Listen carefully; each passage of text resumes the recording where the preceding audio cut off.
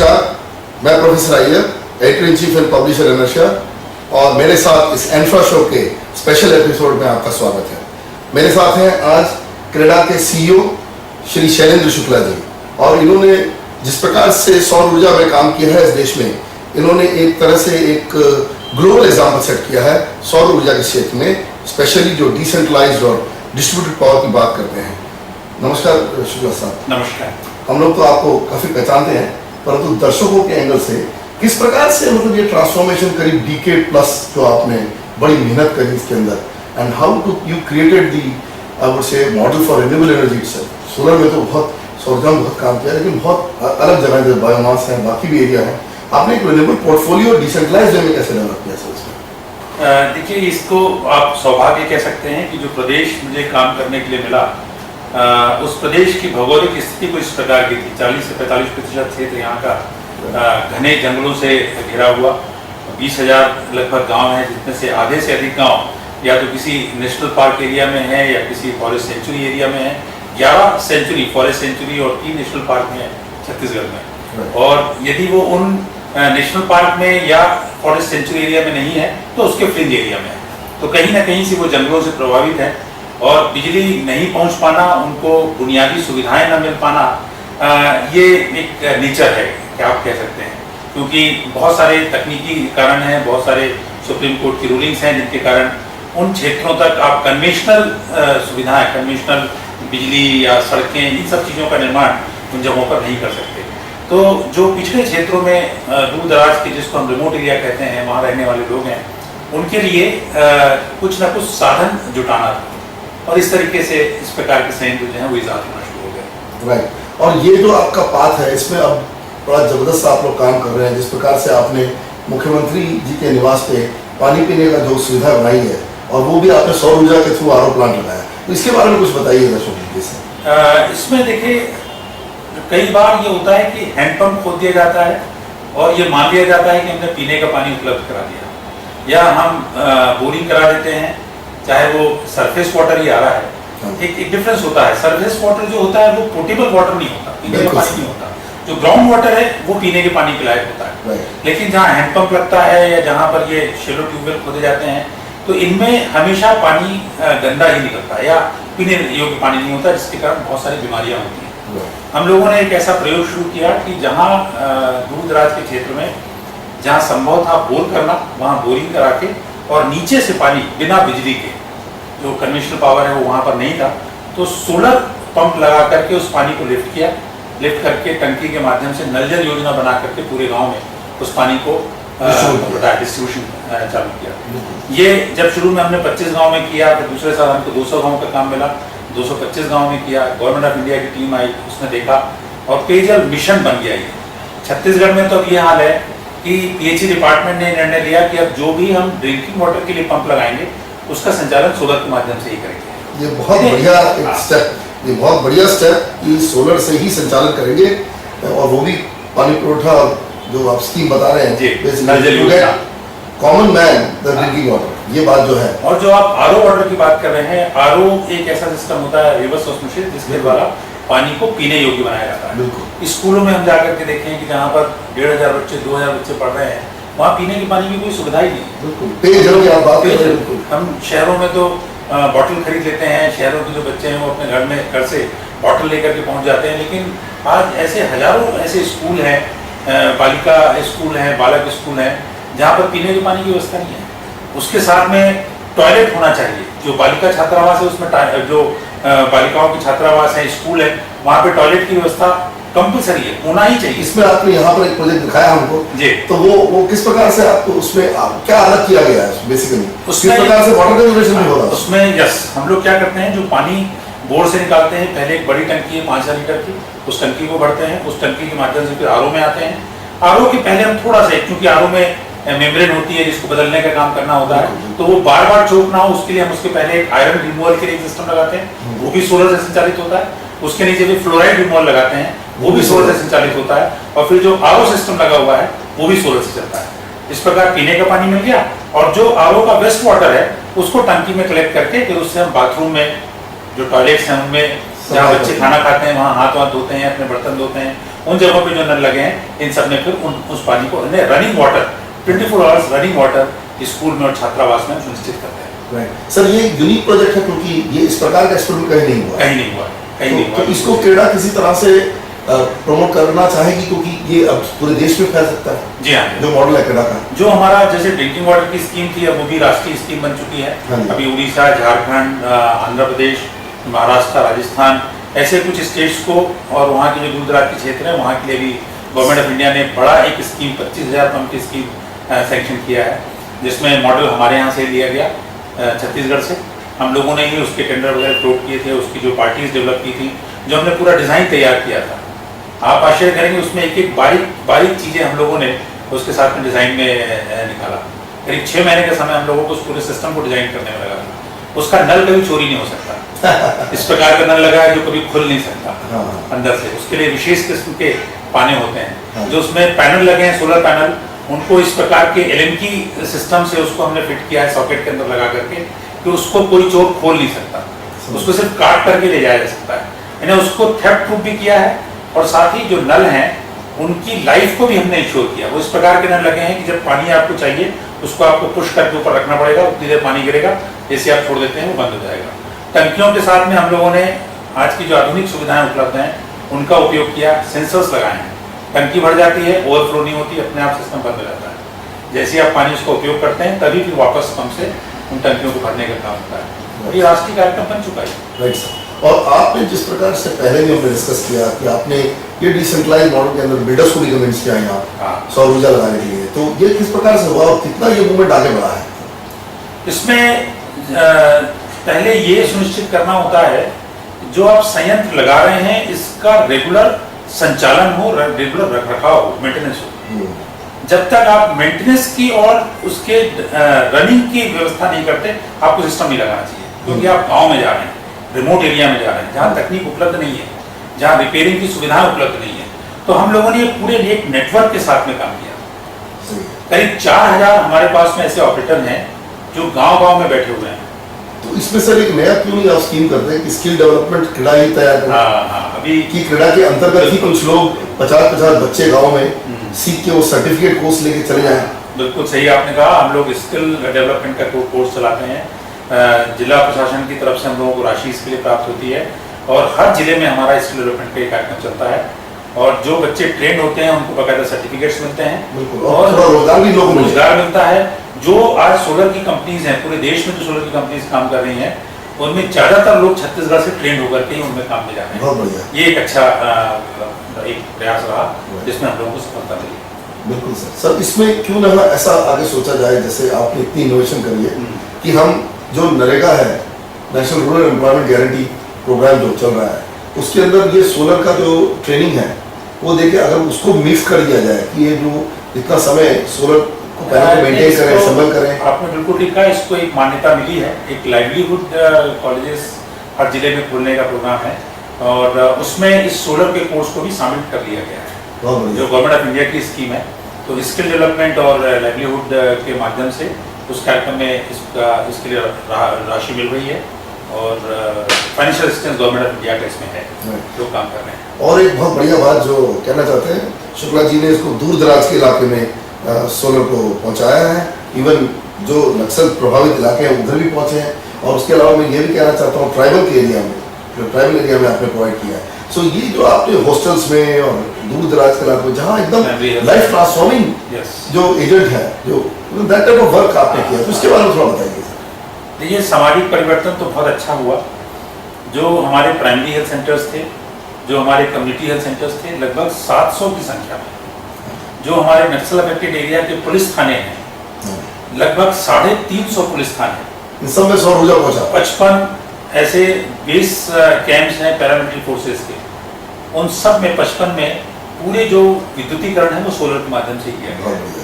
Tribal hostels लगभग 1600 tribal hostels में, उसमें से करीब 1000 तो ऐसे होंगे जिसमें बिजली है लेकिन बिजली कंटिन्यूअस नहीं रहती, बिजली की वजह से समस्या रहती है, आने जाने की, लोगों को पढ़ने में समस्या थी। वहां पर पंखा, टीवी और लाइट 1600 हॉस्टल्स में वो सोलर के माध्यम से है। बहुत बढ़िया। तो इससे जो परिवर्तन हम लोग को देखने मिला कि जो गांव के जो दूर दराज के बच्चे हैं जो पढ़ने वाले रहते हैं वो रात को पढ़ लेते हैं, लेट नाइट तक पढ़ते हैं, सुबह 3 बजे 4 बजे उठ करके जैसे शहर के बच्चे पढ़ाई करते हैं वैसे वो बच्चे भी पढ़ते हैं, और उसमें रिजल्ट बहुत ज़्यादा उसमें परिवर्तन आया है, बहुत अच्छा रिजल्ट। अब उन गाँव के बच्चों को, ट्राइबल स्कूल के बच्चों को भी उनके भी रिजल्ट बहुत अच्छे आने लगे हैं। ये एक बड़ा परिवर्तन देखने मिला। हेल्थ सेंटर्स में यूएनओ ने, यूएनडीपी ने, यूनेस्को ने बहुत सारे मेडिकल इक्विपमेंट्स डोनेट किए थे ट्राइबल क्षेत्र में होने की वजह से। सालों से 5 साल 6 साल 8 साल से वो ढके हुए रखे थे, क्योंकि 24 घंटे वहां पर बिजली की सुविधा है। जैसे फ्रीजर है, वैक्सीनेटर्स हैं, बहुत सी ऐसी वैक्सीन हैं जिसको यदि आप फ्रीजर में नहीं रखेंगे तो वो खराब हो जाएगी, उसको रखना कंपलसरी है उसमें, लेकिन उसका उपयोग यदि बिजली 24 घंटे नहीं तो आप नहीं कर सकते। तो हम लोगों ने 90% प्राइमरी हेल्थ सेंटर्स छत्तीसगढ़ सौर ऊर्जा से कर दिया। हमारे जिला अस्पताल, बहुत से जिला अस्पताल, जगदलपुर, दंतेवाड़ा, ये जो हमारा बस्तर का जो क्षेत्र है ट्राइबल बेल्ट कहलाता है, जशपुर है, सरगुजा है, कोरिया है, बलरामपुर है, गीदम है, बीजापुर है, इन सब जगहों के जो हॉस्पिटल्स हैं, जिला अस्पताल, सिविल अस्पताल जिसको कहते हैं, वो भी सोलर से इलेक्ट्रीफाइड है। बहुत बढ़िया सर। तो आपकी ये अभी रिसेंटली आपने एक बात कही जो हमारे साथ प्राइवेटली आपने कही, लेकिन हम चाहेंगे दर्शक पता चले, जो जिस प्रकार से जम्मू कश्मीर में जो बाढ़ आई सर, इसमें किस प्रकार से बड़ा इनोवेटिव काम क्रीड़ा ने किया, इसको जरा समझाइए एकदम दर्शकों को विस्तार में। एक बड़ा दर्दनाक भी हुआ था जब इतनी बाढ़ वहां पर आई जम्मू कश्मीर में, और वो पूरा क्षेत्र अंधकार में डूब गया। और टीवी में जब हम लोग देख रहे थे तो हमने टीवी में देखा कि बहुत से लोग थे जो बेचारे जीवित थे और टीवी के कैमरे के सामने आकर के अपने रिश्तेदारों को ये संदेश देना चाहते थे कि मैं यहाँ सुरक्षित हूँ, मैं इस राहत कैंप में हूँ, लेकिन वो उनको बता नहीं सकते क्योंकि उनके पास में जो उनके मोबाइल थे वो काम नहीं कर रहे थे। शाम होने के बाद में बाढ़ के साथ साथ अंधेरे की वजह से जो असुरक्षा वहाँ पर पैदा हो गई थी, लाइट्स नहीं थी लोगों के पास में। अचानक हमारे मुख्यमंत्री जी की घोषणा का मुझे पता लगा कि वो भी कुछ सहायता वहाँ पर देना चाहते हैं, तो मैंने साहब के साथ में चर्चा की और एक सुझाव रखा कि अपन उनको सोलर लैंप देते हैं, जिससे न केवल उनके घरों में लाइट हो जाएगी, क्योंकि अभी जो भी ईंधन उपलब्ध है वो सोलर है, बिल्कुल जो वहाँ पर उपलब्ध था, तो सब तहस हो गया। यस, बाकी सब चीजें तहस नहस हो गई थी। बिल्कुल, कोई जनरेटर चल नहीं सकता था, पेट्रोल पंप बंद थे, डीजल नहीं मिलता तो डीजी सेट नहीं चल पा रहे थे, वहाँ पे लोगों के घरों में लाइट हो गई और उस जो लैंप हमने दिया उसके साथ में सोलर चार्जर की फैसिलिटी भी थी। बिल्कुल, सोलर मोबाइल चार्जर। बिल्कुल, तो उन लोगों ने उससे अपने मोबाइल भी चार्ज किए। तो ऐसे 10,000 परिवारों को हमारे मुख्यमंत्री जी की तरफ से राहत के रूप में वहाँ पर जम्मू कश्मीर पहुँचाया गया और हम लोगों ने तत्काल उनको उपलब्ध हो सके उसके लिए एयरलिफ्ट कराया, यहाँ से ट्रेन के माध्यम से हम लोगों ने सीधे जम्मू तक उसको पहुंचवाया और उसका वितरण भी वहां पर सुनिश्चित किया। हमारे जो काउंटर पार्ट हैं जरेडा वहां पर है, उनके माध्यम से हम लोगों ने उन परिवारों में इसको पहुंचाया। तो मेरे ख्याल में उस समय पैसे से अधिक इस प्रकार की सामग्री की आवश्यकता थी, जो बाकी राज्यों ने भी इसका लॉजिस्टिक बड़ा मैसिव था, क्विकली आपने जो किया जी, इसके बारे में थोड़ा बताइए। बहुत कितनी जल्दी आप लोगों ने अचीव किया, जैसे एयरलिफ्ट किया गया यहाँ से इस प्रकार से, तो इसमें गवर्नमेंट ऑफ इंडिया की जो एजेंसीज हैं वो भी, वायुसेना के लोग जो वहाँ पर काम कर रहे थे वो लोग भी, ये सब के सब बिल्कुल तत्पर थे सहायता करने के लिए। मतलब एक टेलीफोन पे जब हम लोगों का संपर्क हुआ, एक मोबाइल पे होने के बाद में उन्होंने कहा कि आप 5 मिनट के बाद में मैं आपको दूसरा एक देता हूँ जहाँ पर आपको संपर्क करना होगा। दूसरे के बाद में बताया कि हम पालम में फलाने स्थान पर हमारे लोग बैठे हुए हैं, आप यदि वहाँ तक की वहाँ बात कर लें तो वायुसेना के विमान से यहाँ से पूरा सामान लिफ्ट हो सकता है। तो ये सब जो एक कोऑर्डिनेशन आपस में हुआ तो उससे सामान पूरा समय पर जम्मू तक पहुँच पाया। बिल्कुल, और जम्मू पहुँच करके वहाँ पर बिल्कुल सर, बहुत बढ़िया। अब आप सर क्या परिस्थिति, अभी आपने तो नशा अवार्ड भी जीता है और पर्सनल भी आपको अवार्ड मिला हुआ है कि आप बेस्ट ऑफिसर, और ये तो हमने 2 IAS ऑफिसर्स को दिया, तो आप टेक्नोक्रेट में एक तरह से गवर्नमेंट के पहले अधिकारी हैं जिनको ये अवार्ड मिला है कि नशा अवार्ड्स में, और क्रीड़ा को भी बहुत अच्छा रिकग्निशन मिला है पिछले साल और भी मिलता रहेगा। तो मेरा ये कहना है कि इस वक्त व्हाट इज द आपकी क्या कैपेसिटी है टोटली डिसेंट्रलाइज में, और आप रोड मैप क्या बना रहे हैं इसके लिए? देखिए, अब गांव से हम लोग शहर की तरफ चलना शुरू हो गए। जब हमने अपनी यात्रा शुरू की तो वो वार्ड से शुरू हुई थी। हाँ जी, अब गीगावाट की तरफ जा रहे हैं हम लोगों ने। शहरों में जब काम करना शुरू किया तब भी हमको इसका रिस्पॉन्स बहुत अच्छा मिला। बढ़िया। और ऐसे प्रदेश में हम बैठ करके ये सोलर की बात कर रहे हैं जो पावर सरप्लस स्टेट है। बिल्कुल। और कोल जहाँ कोल दूसरे सेटिंग स्टेट है। जहाँ दूसरे प्रदेशों में तो 6 घंटे की लोड शेडिंग है, 8 घंटे की लोड शेडिंग है। हमारे प्रदेश में कोई लोड शेडिंग नहीं है, लेकिन लोगों का विश्वास इस सोलर सिस्टम पे बहुत ज़्यादा है। जितने कॉलेजेस यहाँ पर हैं, आप कॉलेज का नाम जो जितने जानते हैं, वो सब के सब सोलर से इलेक्ट्रीफाइड है। बहुत बढ़िया। चाहे वो डेंटल कॉलेज हैं, मेडिकल कॉलेज हैं, इंजीनियरिंग कॉलेजेस हैं, जो बड़े शैक्षणिक संस्थान है जैसे KPS है, DPS है या रेटेंट स्कूल, बहुत सारे ऐसे स्कूल्स हैं। यहाँ पर ज्ञान गंगा स्कूल है, ऐसे बड़े बड़े जो पब्लिक स्कूल हैं, RKC है, राजकुमार कॉलेज है, इन सब जगहों पर सोलर से पावर जनरेट होता है। सही है। इनके जो बच्चे हैं वो ग्रीन पावर में पढ़ते हैं, ग्रीन पावर में रहते हैं। तो ये व्यवस्था हम लोग अब करते जा रहे हैं कि जितने भी, जैसे मैंने आपको बताया कि हमने हेल्थ सेंटर्स पूरा किया, पुलिस थाने किए, फिर हमने RTO पकड़ा, तो RTO के करीब 18 बैरियर थे टोटल बाउंड्रीज, वो सब के सब सोलर से इलेक्ट्रीफाइड हो गए। वहाँ पे कंप्यूटर्स लगे रहते हैं, वहाँ से चलान कटता है, वहाँ से पासेस बनते हैं, वो सारा काम अब सोलर के माध्यम से। मतलब वहाँ कभी बिजली चली गई तो ट्रकों की लाइन नहीं लगती, ये हम लोगों ने उनको इंश्योर किया। फिर जैसे कॉमर्शियल टैक्स डिपार्टमेंट है, कॉमर्शियल टैक्स डिपार्टमेंट का भी सारा सिस्टम आजकल ऑनलाइन है। यानी कोई व्यक्ति यदि कोई सामान लेकर एक जगह से दूसरी जगह जा रहा है, तो उसको जहाँ जहाँ चेक पोस्ट में एंट्री करनी होती है, यदि उस समय कंप्यूटर बंद है, बिजली नहीं है, तो अफोर्ड नहीं कर सकता। वो जो मैसेज है वो आगे ट्रांसफर नहीं होगा, वहाँ से उसका ट्रक रवाना नहीं हो सकता। कॉमर्शियल टैक्स के पूरे 27 बैरियर्स प्रदेश के सब जगह सोलर से इलेक्ट्रीफाइड किया। तो हमने ऐसी यूनिक चीजें निकाली कि जहां जहां पर लगता था कि पावर सुनिश्चित करना है, मतलब रिलायबल पावर जहां चाहिए, गारंटी पावर चाहिए, वहां लोगों ने सोलर को ऑप्ट किया। ये हमारी विश्वसनीयता थी। What about sir traffic light systems? Traffic light systems का जैसे आप जानते हैं कि शहरों में जो लग रहे हैं उनमें तो अब सोलर बाय डिफॉल्ट होने लग गया है। अब वो सिस्टम ही उसी के साथ में बन करके आते हैं, इस वजह से ट्रैफिक लगातार चलता रहता है और सिस्टम भी चालू रहते हैं। इसमें मेरा एक ही निवेदन होगा, सभी विभागों से मैं निवेदन करता हूँ कि यदि आप सोलर के साथ में काम कर रहे हैं तो उसमें भी आप ऑपरेशन मेंटेनेंस को जरूर इंश्योर करें। वो सबसे जरूरी है। जो पहले लोगों ने किया था, सोलर सिस्टम लगा दिया बिना भूल गए, 10 जमी 2 महीने के बाद सिस्टम काम नहीं कर रहा है, लोगों को लगा सोलर शायद इतने ही दिन चलता है। लेकिन यदि उसका प्रॉपर क्लीनिंग हो, उसकी ऑपरेशन मेंटेनेंस के लिए ध्यान दिया जाए, तो निश्चित रूप से ये 25 साल 30 साल तक ये सिस्टम चल सकता है। ये हम लोगों ने छत्तीसगढ़ में प्रूफ करके दिखाया है। सो एक आखिरी बात कहना चाहता हूँ सर, जहाँ एनर्जी सरप्लस की बात होती है तो एक बड़ा अच्छा आप लोगों के लिए कहना चाहिए एनर्जी एक्सेस। जो आप लोगों ने, ये तो सेकंड पार्ट है 24/7 और सरप्लस की बात की, लेकिन एनर्जी एक्सेस बड़े रिमोट कम्युनिटीज को देने का आपका जो सक्सेस है बड़ा यूनिक है। तो इसको किस प्रकार से देखते हैं आप, एनर्जी एक्सेस को? बिल्कुल बिल्कुल, आपने एनर्जी एक्सेस कहा, मुझे इससे याद आया कि जो जनसंख्या होती है, जनसंख्या गणना होती है, इसके ऊपर में प्रेजेंटेशन होता है। तो जो हमारी 2011 की जो सेंसस रिपोर्ट थी उस पर एक प्रेजेंटेशन हो रहा था, और उस प्रेजेंटेशन में अचानक एक फिगर आया जिसमें था कि छत्तीसगढ़ प्रदेश में आज भी 13.2 लाख परिवार केरोसिन लालटेन का उपयोग करते हैं। बिल्कुल, और ये काफी महंगा है। जिनके पास they do not have access to electricity. Absolutely.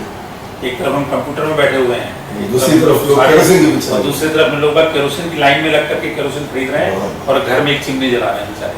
हमारे घर में आधे घंटे 1 घंटे की बिजली चली जाए तो हम लोग कितने बार फोन कर देते हैं बिजली दफ्तर को, और कितना परेशान हो जाते हैं, और उन लोगों ने कभी लाइट देखी ही नहीं है। आज भी छत्तीसगढ़ प्रदेश के इतने लाख परिवार थे। जब ये फिगर मिला तो मुझे 2 चीजें समझ में आई। एक तो परिवार अंधेरे में, फिर उस परिवार के बच्चे क्या करते होंगे, बिल्कुल वो पढ़ते कैसे होंगे। आप तो एक जनरेशन के साथ ही खेल रहे हैं, एक पूरे जनरेशन, यानी कई पीढ़ियां निकल गई, और अब ये पीढ़ी आज के जमाने में हमारे भाई बंद लोग, हमारे प्रदेश के लोग कहाँ बैठे हुए हैं। हम लोगों ने तत्काल एक योजना बनाई, और मुख्यमंत्री जी की मैं इसमें बहुत तारीफ करूंगा इस चीज के लिए कि तुरंत वो ऐसी चीजों को और उसको ग्रिप करते हैं और उसको बढ़ावा देते हैं। इसकी योजना बना करके लेके आइए, इसको कैबिनेट में रखते हैं, जहां जहां से क्लियरेंस चाहिए उसकी तत्काल वो व्यवस्था करा करके उसका क्लियरेंस देते हैं। वो योजना ने अपना स्वरूप लिया, और हम दुनिया के पहले प्रदेश बने जिसने अपने प्रदेश को केरोसिन फ्री करने का संकल्प ले लिया। बहुत बढ़िया, बहुत बढ़िया। और 13.2 लाख परिवारों को बांटना, और एक शॉट में, बिल्कुल इस प्रोग्राम को पहली बार में हम लोगों ने स्टार्ट करी। और उनके जो बच्चे थे स्कूल में पढ़ने वाले, वो 16 लाख करीब बच्चे थे, 1.6 मिलियन बच्चे जो 4th क्लास से लेकर क्लास 12 तक पढ़ते हैं, तो पढ़ाई कर रहे हैं। उनको सबको हम लोगों ने सोलर स्टडी लैब देना शुरू किया। क्या वो अपने घर में जहाँ भी बैठे हैं, बाहर वो आंगन में बैठे हैं, अपने छत पे बैठे हैं, घर के किसी भी कोने में बैठे हैं, वहाँ बैठ के तो पढ़ाई कर सकते हैं सोलर स्टील है। और ये निःशुल्क वितरण हमारी सरकार के माध्यम से किया गया। तो जो एक्सेस वाली बात थी, तो जहाँ जहाँ हम लोगों को ऐसा लगा कि एनर्जी एक्सेस नहीं हो सकता, वहाँ हम सोलर लेकर के पहुँच गए कि सोलर का एक्सेस तो है।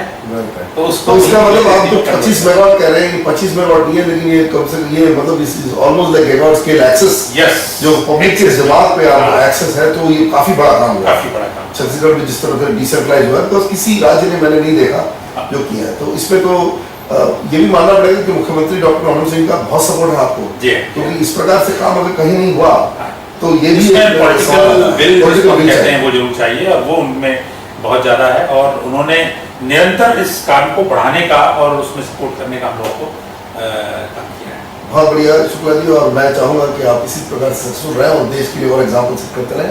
ये थे Shukla ji, Shailendra Shukla ji, CEO CREDA, Chhattisgarh renewable energy development authority, जो अक्षय ऊर्जा के क्षेत्र में एकदम टॉप क्लास काम कर रहे हैं देश में, और मेरे ख्याल से एशिया में ही इनका काम एकदम सराहनीय माना जाएगा, सबसे बेस्ट माना जाएगा। और मैं चाहूँगा कि एनर्शिया की तरफ से और रिन्यूएबल एनर्जी एसोसिएशन की तरफ से, एनर्शिया फाउंडेशन की तरफ से शुक्ला जी को और हार्दिक शुभकामनाएं, और सक्सेसफुल हो आप और आपके जैसे लोग बने, जिससे कि देश एनर्जी पॉवर्टी की तरफ कभी नहीं जाए। बहुत बहुत धन्यवाद।